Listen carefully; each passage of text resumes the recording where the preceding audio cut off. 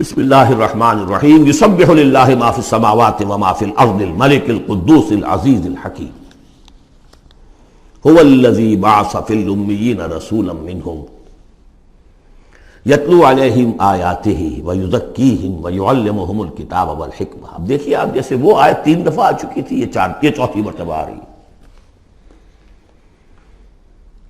وہ بنیادی طریقہ کار کیا تھا؟ قرآن کی تلاوت۔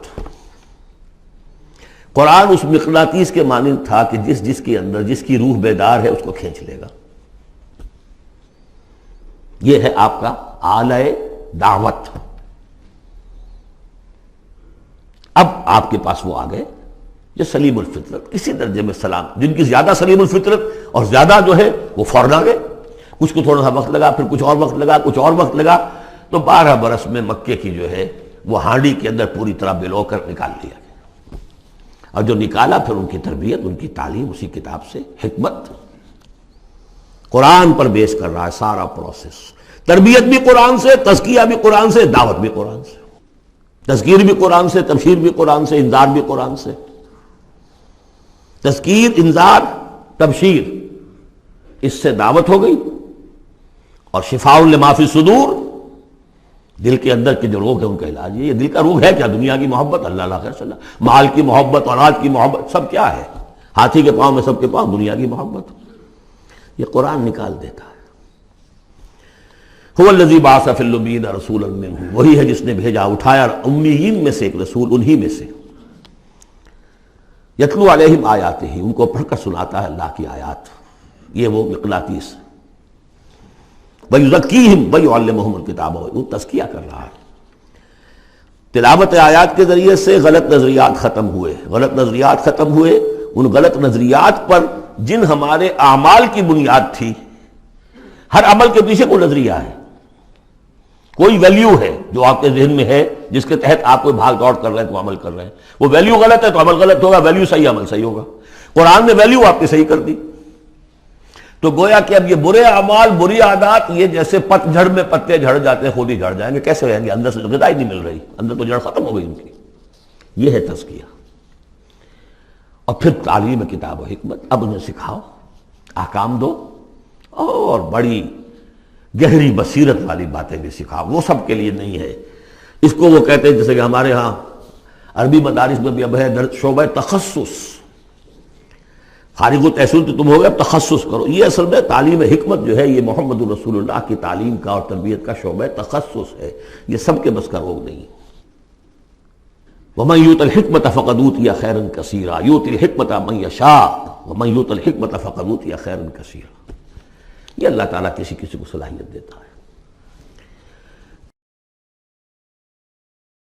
اس سے پہلے تو وہ کھلی گمراہی میں تھے۔ وَآخَرِينَ مِنْهُمْ، اور محمد کو بھیجا ہے اللہ نے صرف امیین کے لیے نہیں، اوروں کے لیے بھی جو ہے تو انہی میں سے پوٹینشلی، لما يلحقوا بهم، ابھی ان میں شامل نہیں ہوئے۔ حضور سے ان کے بارے میں پوچھا گیا، حضور نے مجلس میں بیٹھے ہوئے تھے، سلمان فارسی ان کے کندھے پر ہاتھ رکھا، فرمایا حکمت اگر سریا پر بھی ہوگی تو اس کی قوم کا کوئی شخص اسے لے آئے گا۔ اور کم سے کم یہ کہ تمام جو حنفی مسلمان علماء وہ سمجھتے ہیں کہ اس حضور کی حدیث کا مصداق امام ابو حنیفہ ہے رحمۃ اللہ علیہ۔ بہرحال اس میں کوئی شک نہیں کہ ایرانی قوم جو ہے بحیثیت مجموعی بہت ذہین، فتین، فلاسفر ایک سے ایک بڑھ کر، متکلم سارے کے سارے ایرانی ہیں۔ یہ ساری چیزیں ان کے ہاں فلسفہ، منطق، دو چیزیں کی گھٹی میں۔ 3 مراکز رہے ہیں دنیا میں فلسفہ اور منطق کے، ہندوستان، ایران، یونان، 3 ہے۔ نمبر 2 پہ جرمنی آ جائے گا، اس لیے کہ وہ بھی ایرینز ہیں۔ یہ ایرینز ہیں، یہ حام کی نسل ہے میری تحقیق کے مطابق۔ اللہ تعالیٰ نے سام کی نسل کو چن لیا نبوت کے لیے، حام کی نسل کو چن لیا حکمت کے لیے۔ وآخرین منہم لما یلحقوا بہم، میرے نزدیک اس آیت کی صحیح تعبیر کیا ہے کہ ایک نیوکلیس، جیسے کہ اسٹرکچر آف ایٹم ہے، ایک نیوکلیس ہے، اس میں پروٹونز ہوتے ہیں، اور بھی بڑی بلائیں ہوتی ہیں، اب تو ایک سے ایک نکلی آ رہی ہیں۔ جب ہم نے فزکس پڑھی تھی تب یہ تھا کہ ایک نیوکلیس ہے، اس میں پروٹونز ہیں، پازیٹیو چارج ہے، اور پھر یہ ادھر جو ہے وہ اب جو الیکٹرانز چل رہے ہیں دائرے میں، بڑا ایٹم جو ہے وہ بہت سے دائروں میں۔ تو نیوکلیس اس امت کا امیین، بنو اسماعیل، اور ان کے تابع اہل عرب مشرکین، یہ نیوکلیس۔ پھر سب سے پہلے ایرانی آ گئے، پہلا جو ہے نیوٹرون الیکٹران ایرانیوں کا ہے۔ پھر رومی آ گئے، کچھ آ گئے ادھر سے، کچھ قبطی آ گئے ایجپشنز، ادھر سے آگے آپ بڑھے تو ہندی آ گئے، سندھی آ گئے، پہلے سندھی آئے پھر ہندی آئے، یہ سب ہیں اب مختلف دائرے، یہ بڑھتا جا رہا ہے۔ لیکن نیوکلیس امیین اور باقی سب آخرین۔ امیین میں سے چونکہ خود حضور تھے لہذا ان پر اتمام حجت آخری درجے میں ہو گئی، لہذا ان کے لیے کوئی رعایت نہیں تھی، اگر ایمان نہیں لائیں گے تو قتل کر دیے جائیں۔ یہ سورہ توبہ میں ہم پڑھ چکے ہیں۔ آخرین کے لیے رعایت یہ ہے کہ چاہیں تو اسلام لائیں چاہیں تو نہ لائیں، یہودی رہیں، عیسائی رہیں، کوئی رہیں، مجوسی رہیں، ہندو رہیں، سکھ رہیں، پارسی رہیں، جو چاہیں رہیں، لیکن نظام اسلام کا ہوگا، غلبہ اللہ کا ہوگا، دین ہم قائم کریں گے، تم رہو اپنے طور پر جو ہندو رہو، جو چاہو رہو۔ وآخرین منہم لما یلحقوا بہم وہو العزیز الحکیم، اور وہ عزیز ہے اور حکیم ہے۔ ذالک فضل اللہ یؤتیہ من یشاء، یہ اللہ کا فضل ہے، وہ دیتا ہے جسے چاہتا ہے، اللہ کا فضل ہے۔ اس فضل کے بڑے درجے ہیں۔ سورہ بنی اسرائیل میں آیت پڑھی، ان فضلہ کان علیک کبیرا، حضور سے خطاب ہے، سب سے بڑا فضل، سب سے بڑا فضل، سب سے بڑا فضل اس پوری کائنات میں محمد رسول اللہ پر ہوا۔ اگرچہ ان کا فضل کس طور سے ہوا ہے وہ آپ دیکھ لیجئے، ماریں پڑی ہیں، پتھراؤ ہوا ہے، خون کے دھارے چھوٹے ہیں۔ اللہ کا فضل جو ہے دنیا میں وہ ناز و نعم نہیں ہے، عیش نہیں ہے، آرام نہیں ہے۔ جس میں سب سے بڑا فضل تھا اسے یتیم پیدا کیا، پوسٹیومس، پیدا بھی ہوا باپ کے فوت ہونے کے بعد، بالکل مفلس قلاش۔ وہ تو دائی حلیمہ کو کوئی اور بچہ ملا نہیں تھا تو قرۂ فال بنا میں من دیوانہ زدن ہو گیا معاملہ، ورنہ لوگ جاتے تھے اچھے کھاتے پیتے گھرانوں کے بچے لیتے تھے، یتیم کو کون لے جائے گا؟ لیکن وہ یتیم پھر کیا بنا، در یتیم۔ وَوَجَدَكَ ضَالًّا فَهَدَىٰ وَوَجَدَكَ عَائِلًا فَأَغْنَىٰ أَلَمْ يَجِدْكَ يَتِيمًا فَآوَىٰ۔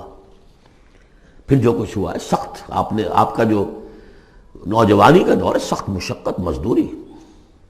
آپ کہتے ہیں میں قریش کی بھیڑیں بکریاں چند ٹکوں کی مزدوری پر چلایا کرتا تھا، قراریت، درہم و دینار نہیں، قراریت، ٹکے پیسے۔ بہرحال یہ دنیا کا معاملہ اور ہے۔ فرمایا وآخرین منہم لما یلحقوا بہم وہو العزیز الحکیم، ذالک فضل اللہ، یہ میں بیان کر رہا تھا، فضل کبیر بلکہ فضل اکبر تو ہوا حضور پر۔ پھر جو بھی محمد کے دامن سے وابستہ ہو گیا، بہت بڑا فضل ہے۔ چاہے اللہ نے ہمیں پیدائشی طور پر یہ فضل دے دیا ہے، ہم اس فضیلت کا قدر نہ کریں اور وہ پھر راندہ درگاہ حق ہو جائے وہ دوسری بات ہے، اللہ نے تو دیا۔ بل اللہ یمن علیکم ان ہداکم للایمان، تمہیں اس راستے پر ڈال دیا ہے اللہ کے بندو، تمہیں پیدا کیا وہاں جہاں تم نے پیدا ہوتے کال میں اذان سنی ہے اور دوسرے کال میں اقامت سنی ہے، اس سے بڑا فضل کیا ہوگا؟ لیکن تم نے اس کی ناقدری کی تو یہ دوسرا بات ہے۔ ذالک فضل اللہ یؤتیہ من یشاء واللہ ذو الفضل العظیم، اللہ بڑے فضل والا ہے۔ لیکن یہ کہ اب یہ جو پروسیس تھا، جو محمد رسول اللہ کا اعلی انقلاب تھا، قرآن، اب محمد تو جا رہے ہیں صلی اللہ علیہ وسلم، یہ پروسیس آگے کون جاری رکھے گا؟ نبی تو کوئی اور آنا نہیں۔ لہذا حضور نے کہا خطبہ حجۃ الوداع میں، قد ترکت فیکم ما ان تمسکتم بہ او اعتصمتم بہ لن تضلوا ابدا کتاب اللہ، میں چھوڑ کر جا رہا ہوں، یہ محمد کے قائم مقام ہے، یہ قرآن، یہ عصائے موسیٰ سے 100 گنا بڑا معجزہ ہے۔ عصائے موسیٰ صرف موسیٰ کے ہاتھ میں تھا تو معجزہ تھا، بعد میں تو وہ لٹھیا کی لٹھیا ہے، اور کیا ہے، پڑا ہوگا کسی ٹرنک کے اندر، شاید ہو اب بھی، جیسے کہ کہتے ہیں یہودی ہے لاٹھی ہے، اب وہ سانپ تو نہیں بنے گا کسی کے لیے۔ یہ معجزہ ہے جو ہر ایک کے ہاتھ میں آ سکتا ہے، بشرطے کہ اس کا حق پہچانے، اس کا حق ادا کرے۔ اس کی قدر و قیمت کو جانیں. افبہذا الحدیث انتم مدہنون وتجعلون رزقکم انکم تکذبون. اس کے ساتھ تمہارا یہ معاملہ ہے، یہ مداہنت ہے. دنیا بھر کی زبانیں سیکھ لو، دنیا بھر کے علوم سیکھ لو، اتنی عربی نہیں کہ قرآن مجید کو براہ راست سمجھ سکو. اور اگر یہ قرآن تمہیں پوزیس کر لے گا تو خدا کی قسم کھا کر کہتا ہوں کہ کسی اور کام میں دل نہیں لگے گا آپ کا. یہ کیا کام ہے؟ گھس گھس گھس گھس گھس کر کے تنخواہ ہو گئی 30,000 40,000 50,000 تنخواہ لے کے آ گئے. بس یہی ہے. Were you created for that? ابراہیم بن ادم کا آپ نے سنا ہوگا نام. بادشاہ تھے کسی علاقے کے، شکار پر گئے ہوئے تھے، تو وہاں کہیں آواز انہیں سنائی دی، کسی فرشتے کی تھی یا یہ کہ خود ان کے اپنے دل کی آواز تھی. یا ابراہیم لہذا خلقت ام لہذا امرت. اے ابراہیم سوچو، کیا اس کام کے لیے تمہیں پیدا کیا گیا تھا؟ کیا تم اس کام کے لیے پیدا کیے گئے تھے اور تمہیں اس کام کا حکم ہوا تھا شکار کرو جا کر؟ بس وہی سے کایا پلٹ ہوئی. تو سوچنے کی بات ہے. اب ترتیب بتا رہا تھا اصل میں، ورنہ بات لمبی ہو جائے گی، کہ اب یہ قرآن کے بارے میں تمہارا طرز عمل کیا ہوگا. تصویر دکھائی جا رہی ہے پھر سابقہ امت کی، انہیں بھی ہم نے دی تھی کتاب تورات. مثل الذین حملوا التوراۃ ثم لم يحملوها كمثل الحمار يحمل اسفارا. مثال ان لوگوں کی جو حامل تورات بنائے گئے پھر وہ اس کے حامل ثابت نہ ہوئے. اور حمل میں خاص ایک بات ہے، حمال کسے کہتے ہیں؟ بوجھ اٹھا کر ایک جگہ سے دوسری جگہ لے کر جانا، حمال اسے کہتے ہیں. اسر اور حمل میں نے فرق بتایا تھا آپ کو سورہ بقرہ جب پڑھ رہے تھے آخری، کہ اسر وہ بوجھ ہے جس کے نیچے انسان دب کر رہ جائے، چل نہ سکے، اسر ہے. اور حمل وہ ہے جس کو لے کر چل سکے. اب عورت کا بھی حمل ہوتا ہے، وہ لے کر چلتی ہے. بہرحال جب ایڈوانس پریگننسی ہوتی ہے، دکھ تو ہے، تکلیف ہے، وہن علی وہن تو ہے، چل سکتی ہے. اسی طرح حمال ہے، وہ لے کے جا رہا ہے. تو حمل التوراۃ، یہ اللہ تعالیٰ جس کو یہ کتاب دیتا ہے، حامل بناتا ہے، اس کے ذمے سے پہنچاؤ. لتبیننہ، تمہارا فرض ہے اسے واضح کرو، اسے عام کرو. یا اہل القرآن، حضور نے فرمایا ہے قرآن والوں، لا تتوسط. ایک ذہنی سہارا ہمارے پاس اللہ کی کتاب ہے. 40 من سونا ہم نے لگا دیا ہے اس قرآن کو تاروں سے لکھنے پر. معلوم ہے آپ کو، رکھا ہوا ہے ہمارے ہاں، ایوبی دور کی یادگار. بہرحال قرآن مجید کے حامل بنائے گئے تھے اس لیے کہ اوروں تک پہنچاؤ. ثم لم يحملوها، انہوں نے نہیں اٹھایا. کمثل الحمار، ان گدھوں کے مانند ہیں. يحمل اسفارا، جو کتابوں کا بوجھ پھر اٹھائے پھر رہا. مکالمات فلاطن بھی لکھ دیجئے آپ، باندھ کر گشڑی رکھ دے، انسائکلوپیڈیا برٹانیکا کا پورا رکھ دے، گدھے کو کیا فائدہ اس سے. مثل القوم الذین کذبوا بآیات اللہ، مثال اس قوم کی جس نے اللہ کی آیات کو جھٹلایا. بے صاحب بہت بری ہے. اب یہ جھٹلانا میں پہلے واضح کر چکا ہوں سورہ واقعہ پڑھتے ہوئے. یہ جھٹلانا ہے، یہ ہمارا قرآن کو جھٹلا رہے ہیں ہم اپنے عمل سے. ایک شخص آپ سے پوچھے گا آپ قرآن کو اللہ کا کتاب مان لیا؟ میں مانتا ہوں. آپ نے کبھی پڑھا اس کو؟ آپ 7 سمندر کا سفر پار کر کے یہاں MBA کرنے تشریف لے آئے ہیں امریکہ میں. MBA معلوم ہوتا ہے کہ کوئی پتہ نہیں، کوئی جنت کی کوئی سیٹ ہے، کیا ہے. قرآن آپ نے نہیں پڑھا تو کیسا ایمان ہے آپ کا قرآن پر؟ کیا جواب دیں گے؟ تکذیب کر رہے ہیں اپنے عمل سے. بئس مثل القوم الذین کذبوا بآیات اللہ واللہ لا یہدی القوم الظالمین. اللہ ایسے ظالموں کو زبردستی تو ہدایت نہیں دیتا. اللہ کی ہدایت ایسی گھٹیا شے تو نہیں ہے، اتنی حقیر شے تو نہیں ہے. اب دیکھیے 4 آیتیں، یہ یہاں پر بھی 4 4 جمع 3 کی تقسیم ہے. 4 آیتیں پوری ہو گئی تھی. حضور کی بعثت 2 میں ہے. امیین نیوکلیس ہے، آخرین سب الیکٹرانز ہیں اس کے چاروں طرف.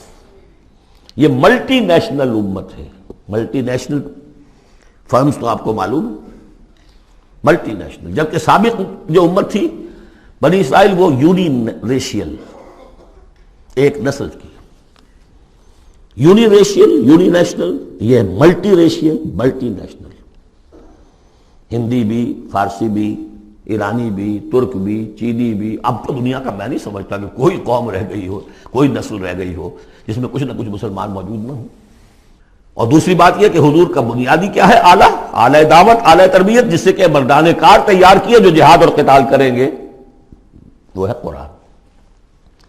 اب آگے 4 آیتوں میں وہ جو طرز عمل ہمارا ہو گیا اس کی تصویر دکھائی جا رہی ہے بنی اسرائیل کے طرز عمل میں. مثل الذین حملوا التوراة ثم لم يحملوها كمثل الحمار يحمل اسفارا بئس مثل القوم الذین كذبوا بآیات اللہ واللہ لا يهدی القوم الظالمین. اس کے بعد نتیجہ کیا نکلتا ہے؟ جو آیات الہیہ سے رشتہ ٹوٹے گا تو سہارا کیا چیز رہ جائے گی؟ ہم تو اللہ کے چہیتے ہیں، لاڈلے ہیں، ہمیں تو جہنم میں کوئی جھونک ہی نہیں سکتا. جھونکے گا بھی تو دوسروں کی آنکھ میں دھول جھونکنے کے لیے چند دن کے لیے، ہمیں بھی ڈال کے فوراً نکال لیں. اللہ کو بھی چوری کرنی ہے، خیانت کرنی ہے، ہمارے لیے کرنی ہے. اور ہم جیسے بھی کچھ ہیں، جو بھی کچھ ہیں، زانی ہیں، شرابی ہیں، جو بھی کچھ ہیں، لیکن تیرے محبوب کی امت میں، جب تیرے محبوب کی امت میں ہے سیلویشن از گارنٹیڈ، شفاعت تو ملنی ہی ملنی ہے. بہت زیادہ کرنا ہے تو کسی بزرگ کی مزار پہ دیگے بھی چڑھا ہے، بس اور کیا رہ گیا. یہ ہے وہ سارا معاملہ، یہ ہے وہ امانی، یہ ہے وہ من گھڑت خیالات، یہ ہے وہ وشفل تھنکنگ سے جو عقیدوں کی شکل بن جاتی ہے، جس کی وجہ سے عمل سے، وہ جو اقبال نے کہا کہ پتہ نہیں نام کیا ہے اس کا، خدا فریبی کہ خود فریبی، عمل سے فارغ ہوا مسلمان بنا کے تقدیر کا بہانہ. وہ تقدیر کی بجائے آپ یہاں یہ عقائد جوڑ لیجئے تو پھر عمل کی کیا ضرورت ہے؟ بے وقوف ہوگا جو عمل کرے. رشوت نہ لے، حیش نہ کرائے بچوں کو، بے وقوف ہے، احمق ہے، پاگل ہے. قل یا ایھا الذین ھادوا ان زعمتم انکم اولیاء للہ من دون الناس، کہہ دیجئے اے نبی، اے وہ لوگو جو یہودی ہو گئے ہو، اگر تمہارا واقعی یہ گمان ہے کہ تم اللہ کے دوست اور اللہ تمہارا دوست ہے. ان زعمتم، زوم کا لفظ اردو میں بھی بولتے ہیں خیال خام کے لیے، بڑا زوم ہو گیا اسے. ان زعمتم، اگر تمہیں یہ خیال خام لاحق ہو گیا ہے، انکم اولیاء للہ من دون الناس فتمنوا الموت ان کنتم صادقین، یہ سورہ بقرہ میں آ چکا مضمون. اگر ایسے واقعی خیال ہے تو تمہیں موت کی تمنا کرنی چاہیے. دوست سے ملنے کی آرزو ہوتی ہے یا ہجر کی؟ وصال چاہیے یا ہجر چاہیے؟ ولا یتمنونہ ابدا بما قدمت ایدیہم، یہ ہرگز تمنا نہیں کر سکتے موت کی. کیوں؟ بسبب اس کے جو ان کے ہاتھ آگے بھیج چکے ہیں. انہیں معلوم ہے ہم نے کیا کرتوت آگے بھیجے. بل الانسان علی نفسہ بصیرہ، انسان کو خود معلوم ہے کہ میں کیا کچھ بھیج چکا ہوں، کیا کیا کمائیاں کی ہیں، کیا کیا حرام خوریاں کی ہیں. وہ سارے کے سارے جو ہیں وہ تو آگے بھیجے ہوئے ہیں. واللہ علیم بالظالمین، اللہ ان ظالموں سے خوب واقف ہے. قل، اے نبی ان سے کہہ دیجئے، ان الموت الذی تفرون منہ فانہ ملاقیکم، وہ موت جس سے تم بھاگتے ہو وہ تم سے ملاقات خود فرما لے گی. تم بھاگتے رہو، انہ ملاقیکم، وہ آن کھڑی ہوگی سامنے. ثم تردون الی عالم الغیب والشہادہ، پھر تمہیں لوٹا دیا جائے گا اس ہستی کی طرف جو غیب اور شہادہ سب کا جاننے والا ہے. جو تمہارے سامنے ہے اس کا بھی، جو تمہارے پیچھے ہے اس کا بھی، جو بحیثیت نوع انسانی تمہارے لیے کھول دیا گیا اس کا بھی، اور جو تمہارے سے غیب میں رکھ دیا گیا اس کا بھی. فَيُنَبِّئُكُم بِمَا كُنتُمْ تَعْمَلُونَ، پھر وہ تمہیں جتلا دے گا جو کچھ تم کرتے رہے تھے. یہ دوسرا حصہ ہو گیا 4 آیات کا. گویا کہ جو کتاب محمد رسول اللہ دے کر گئے ہیں، قد ترکتم، اور جس کے لیے حکم دے کر گئے تھے کہ اب تمہارے ذمے ہے، میرے کندھے پر سے یہ بوجھ اتر کر تمہارے کندھوں پر آ گیا ہے. الا هل بلغت انا نشهد انك قد بلغت واديت ونصحت، انا نشهد انك قد بلغت الرسالة واديت الامانة وكشفت الغمة. یہ تو گواہیاں لی ہیں. اس کے بعد اللہم اشہد، اللہم اشہد، اے اللہ تو بھی گواہ رہے، یہ مان رہے ہیں. اور پھر فَلْيُبَلِّغِ الشَّاهِدُ الْغَائِبَ، ایک سائی آف ریلیف. میرے کندھے پر جو بوجھ تھا، اِنَّا سَنُلْقِي عَلَيْكَ قَوْلًا ثَقِيلًا، آج وہ بوجھ میرے کندھے سے اتر گیا، لیکن تمہارے کندھوں پر آ گیا. مجھے تو صرف امیین تک یہ فرض براہ راست انجام دینا تھا، تمہیں پوری نوع انسانی تک انجام دینا ہے، ہیوی برڈن۔ اس کے لیے یہ ہے دوسرا حصہ 4 آیات کا۔ اب تیسرے حصے میں اس قرآن کی تعلیم عام، تعلیم بالغان کا جو ایک نظام قائم کیا گیا اس کا ذکر ہے۔ جمعہ کیا ہے اصل میں؟ اب رہ گئی رسم ادا روح بلالی نہ رہی، فلسفہ رہ گیا تلقین غزالی نہ رہی، یہ جمعہ کیا ہے؟ یہ حزب اللہ کا ہفتے وار اجتماع ہے۔ کمیونسٹوں کو بھی ایجاد کرنے پڑے تھے ہفتے وار اجتماع، ہفتے وار اجتماع، اسٹڈی سرکلز، اس لیے کہ انقلابی کارکن کے ذہن میں جب تک اس کا نظریہ تازہ نہ رہے وہ قربانی کیسے دے گا؟ قربانی تو ہر لحظہ آئے گی، ہر آن آئے گی، قدم قدم پر آئے گی۔ لہذا اس نظریے کا، نصب العین کا، اپنے مقصد کا شعور بالکل کانشس لیول کے اوپر مستحضر رہنا چاہیے۔ لہذا اجتماعات، اب ظہر کی نماز کی بجائے جمعہ، وہاں 4 فرض ہیں یا 2 کر دیے، 2 کی جگہ خطبہ۔ خطبہ کس لیے؟ تعلیم قرآن، تعلیم بالغان۔ ظاہر ہے وہاں کالجز نہیں تھے، کتابیں نہیں تھی، پریس نہیں تھے، چھاپے خانے نہیں تھے، آڈیوز نہیں تھے، ویڈیوز نہیں تھے، کچھ بھی تو نہیں تھا، لیکن ایک نظام ہے۔ ہفتے میں ایک دن ایسا نکال لو، اگرچہ پورا دن نہیں چاہیے، یوم سبت کی طرح نہیں ہے، نہاؤ دھو، اچھے کپڑے پہنو، خوشبو لگاؤ، آؤ مسجد میں چل کر، پہلی گھڑی میں آ جاؤ گے تو اتنا ثواب ہوگا جتنا کہ ایک اونٹ کی قربانی کا۔ ہم نے آنکھوں سے دیکھا ہوا بچپن میں 7-8 بجے کے قریب مسجدوں کے اندر ہجوم ہوتے تھے، لوگ پہنچ جاتے تھے گاؤں سے، اس لیے گاؤں میں جمعہ ہوتا نہیں تھا۔ اب تو ایک خاص مسلک ہمارے ہاں جو آیا، انہوں نے 4 آدمیوں پہ بھی جمعہ کھڑا کر دیا، تو اب خام خواہ کاہے کو جائے گا کوئی آدمی؟ یہ تھا کہ جو مسئلے جامع نہ ہو، جو ایک شہر نہ ہو جس کے اندر کہ کوئی حکومت کا ایک بڑا افسر نہ رہتا ہو، اس کے بغیر جمعہ نہیں ہوتا۔ پر ان مسئلوں کو چھوڑ دیجئے، آئیے جمع ہوئیے، کوئی نائب رسول منبر رسول پر کھڑے ہو کر وہی عمل کرے، یتلو علیہم آیاتہ ویزکیہم ویعلمہم الکتاب والحکمہ، تاکہ یہ پروسیس اب ابدی ہو جائے امت کے اندر۔ اس لیے جمعے کی یہ اہمیت ہے کہ فرمایا گیا کہ 3 جمعے بھی چھوڑ دو گے بغیر عذر کے لَيَخْتِمَنَّ اللَّهُ عَلَىٰ قَلْبِهِ، اس شخص سے، ایسے شخص کے دل کے اوپر اللہ تعالیٰ مہر کر دیتا ہے۔ لیکن بات یہی ہے کہ وہ ساری حکمت ختم، وہ مقصد ختم، نہ وہ مقصد ہے، رہ گئی رسم ادا روح بلالی نہ رہی، اور فلسفہ رہ گیا تلقین غزالی نہ رہی۔ جمعہ ہے پھر بھی کھنڈر بتا رہے ہیں عمارت عظیم تھی، اب بھی جو اہتمام ہوتا ہے جمعے کے لیے کھنڈر ہی صحیح، لیکن بتا رہے ہیں کہ یہ کتنی بڑی عظیم عمارت تھی۔ یا ایھا الذین آمنوا اذا نودی للصلاۃ من یوم الجمعۃ فاسعوا الی ذکر اللہ وذروا البیع، اے ایمان والو جب تمہیں پکارا جائے نماز کے لیے جمعے کے دن، یعنی جمعے کی نماز کے لیے، تو لپکو اور دوڑو، ہر طرح کے کاروبار کو چھوڑ کر اللہ کے ذکر کی طرف، اور چھوڑ دو کاروبار۔ اور یہاں ذکر سے مراد نماز تو ذکر ہے ہی، اصل میں خطبہ ہے۔ ذالکم خیر لکم ان کنتم تعلمون، یہی تمہارے لیے بہتر ہے اگر تم علم رکھتے ہو۔ فاذا قضیت الصلاۃ فانتشروا فی الارض وابتغوا من فضل اللہ، یہودیوں کا جو یوم سبت والی وہ سختی نہیں ہے، صبح کا زیادہ وقت تو مطلوب ہے کہ لگے اس کام میں، لیکن جمعے کے بعد پھر آپ جائیں اپنے کام میں لگے۔ جب نماز ادا ہو چکے اب تم زمین میں منتشر ہو سکتے ہو، جاؤ اللہ کا فضل تلاش کرو، ابتغوا من فضل اللہ واذکروا اللہ کثیرا لعلکم تفلحون، اور اللہ کو یاد کرو کثرت سے تاکہ تم فلاح پاؤ۔ وَإِذَا رَأَوْا تِجَارَةً، اب یہ بھی کمزوری آ گئی جو مسلمانوں کے اندر ایک پیدا ہوئی تھی، اس کا طرف اشارہ کر دیا گیا اس صورت میں بھی۔ جب انہوں نے دیکھا کوئی تجارت کا معاملہ یا کوئی اور کھیل کود، انفضوا الیہا، تو خاص منافقین جو تھے وہ دوڑ کے چلے جاتے تھے، وترکوک قائما، اور آپ کو چھوڑ جاتے تھے کھڑے ہوئے۔ اور اس لیے کہ عام خیال یہ ہے کہ عام طور پر پہلے جو ہے خطبہ جیسے عیدین میں بعد میں ہوتا ہے، ایسے ہی جمعے کا خطبہ بھی بعد میں ہوتا ہے، سمجھا انہوں نے نماز تو ہو گئی چلو۔ فرمایا نہیں، قل ما عند اللہ خیر من اللہو والتجارہ، ان سے کہہ دیجئے جو اللہ کے پاس ہے وہ کہیں بہتر ہے اس کھیل کود سے بھی، تجارت سے بھی۔ واللہ خیر الرازقین، اور اللہ بہترین رزق عطا کرنے والا ہے۔